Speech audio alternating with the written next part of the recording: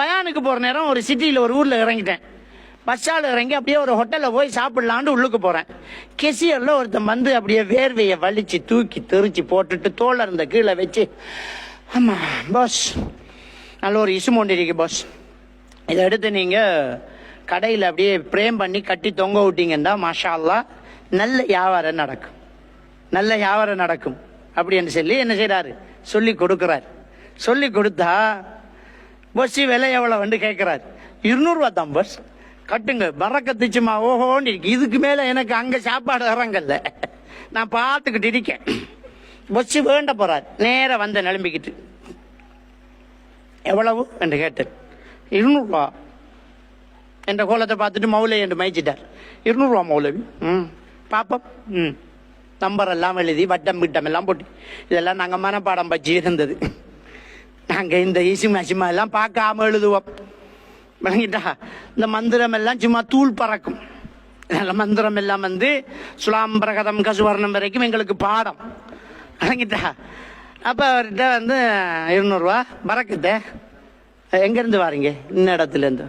எவ்வளோ தூரம்? இத்தனை கிலோமீட்டர். கஷ்டமே. கஷ்டம். அப்போ இதில் பறக்கத்தண்டா ஆச்சு. நீங்கள் உண்ட கோழிட்டு ஒரு பொட்டி கடையை திறக்காம ஏன் இப்படியெல்லாம் அலைஞ்சு தெரியுறீர்கள்? கேள்வியோட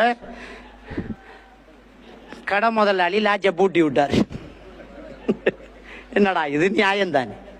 நான் கேட்க 200 ரூபாய்க்கு வித்து அவன் முதலாளி ஆக போறான்டா, நீ ஏன்டா இன்னும் அலைஞ்சுக்கிட்டு இருக்க?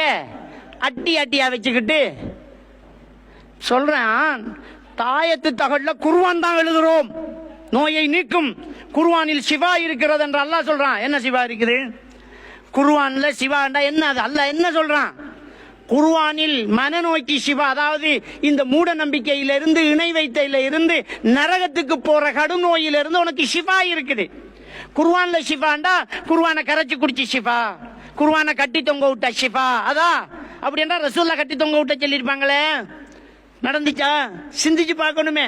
நான் கேட்க, குர்ஆன்ல உள்ள ஒரு சின்ன வசனம் இம்புட்டு பேப்பர்ல எழுதி கழுத்துல கட்டி தொங்க விட்டா நோய் வராதென்றால் 50 குர்ஆனையும் மனசுக்குள்ள கட்டி தொங்க விட்ட ஹாபிஸ்மாருக்கு எப்படிடா நோய் வந்து மௌத்தாகுறாங்க? அதையாச்சும் யோசிச்சு பார்த்தோமா? எத்தனை ஹாபிஸ்மார் மௌத்தா போய்த்தான் 50 மனசுக்குள்ள கட்டி தொங்க விட்டுருக்கான். நீ பேப்பர்ல வெளியில கட்டி தொங்க விட்டா எப்படி உனக்கு வருத்தம் லேசாகும்? குர்ஆன் என்பது என்னங்கிறத கொஞ்சம் சிந்திச்சு பார்க்கணும். ஏன்னா குடும்ப வாழ்க்கையில இல்லற சுகம் நீடிக்கணும் என்றால் சூரத்துல் அஹ்ஸாபை பச்சை பேனையால் எழுதி தலானிக்கு அடியில வைக்கணுமா? வாழ்வியல் வழிகாட்டிய பாலியல் வழிகாட்டி ஆக்குறான். குர்ஆனை என்னையெல்லாம் பண்ணிக்கிட்டு இருக்கான் பாருங்க. அப்போ குர்ஆனை ஓதி எடுத்து நடக்க சொல்லி இஸ்லாம் சொல்லுது.